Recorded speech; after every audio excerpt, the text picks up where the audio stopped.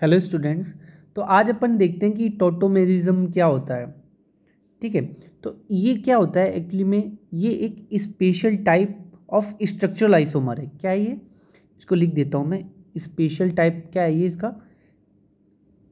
Special type of structural isomer. तो ये क्या होंगे?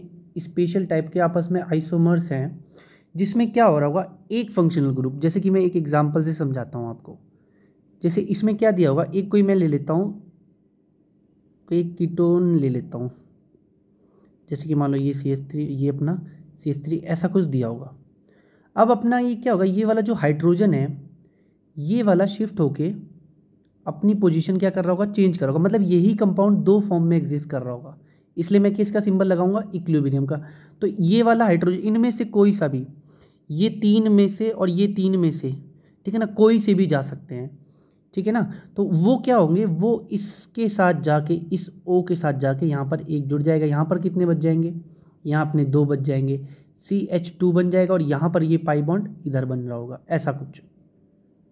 ठीक है ना। ये वाला मैंने एक H शिफ्ट कर दिया। तो इसमें क्या हो रहा है, ये हमारी जो फॉर्म है इसको क्या मैं बोलूँगा, ये अपना कीटो बोलूँगा। ठीक ना। अगर ये कीटो है तो ये क्या हो जाएगा, इसको अपन क्या बोलते हैं, इन, और इसको क्या बोलते हैं अपन, ऑल।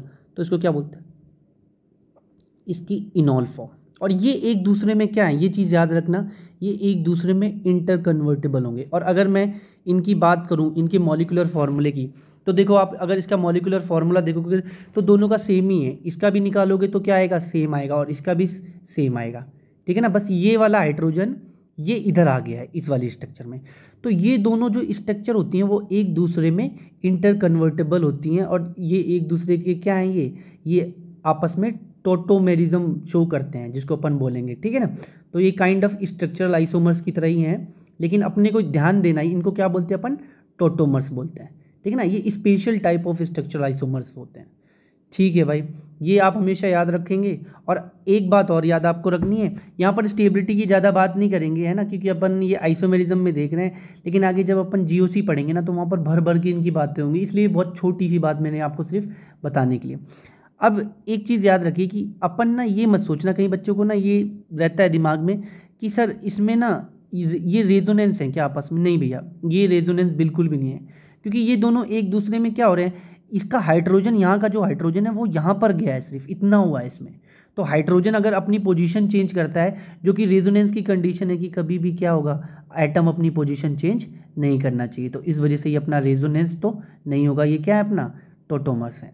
ठीक है ना। इसीलिए ये इक्विलिब्रियम का साइन है। इक्विलिब्रियम का साइन बता रहा है कि ये इसमें कन्वर्ट हो सकता है और ये इसमें कन्वर्ट हो सकता है। ठीक है ना। अब कौन सी स्ट्रक्चर ज़्यादा स्टेबल होगी उसके अकॉर्डिंग वो इक्विलिब्रियम का साइन जो है वो उसकी तरफ शिफ्ट हो जाएगा। ठीक है ना। ये बातें अपन डिटेल में ना GOC में देखेंगे।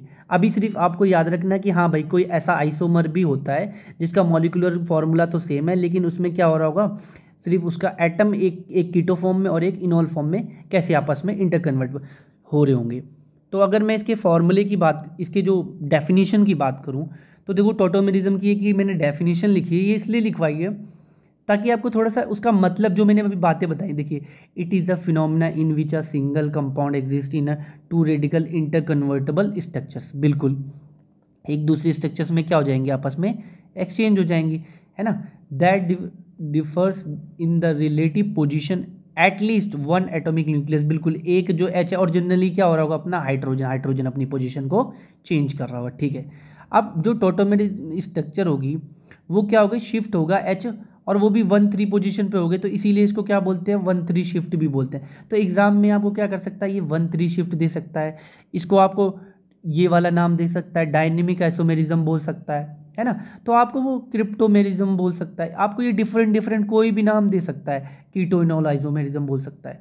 तो अगर मान लो ये कभी दूसरे नाम से कभी एग्जाम में आ जाए, तो इसलिए मैंने ये आपको चीज़ लिखा दी ताकि आपको क्या रहे कि एग्जाम में कभी आपसे पूछ दे तो आपको पता होना चाहिए। बहुत आसान चीज़ है अगर देखें तो, लेकिन आपको ये पता होना चाहिए। ठीक है। तो इसमें अपन अब इतना ही देखेंगे, क्योंकि इसमें कुछ इतना ज़्यादा बताने लायक है ही नहीं, है ना। अगर जो इसकी स्टेबिलिटी वाली जो बात है वो अपन GOC में देखेंगे। तो इस वीडियो के लिए इतना ही इनफ है, मिलते हैं नेक्स्ट वीडियो में।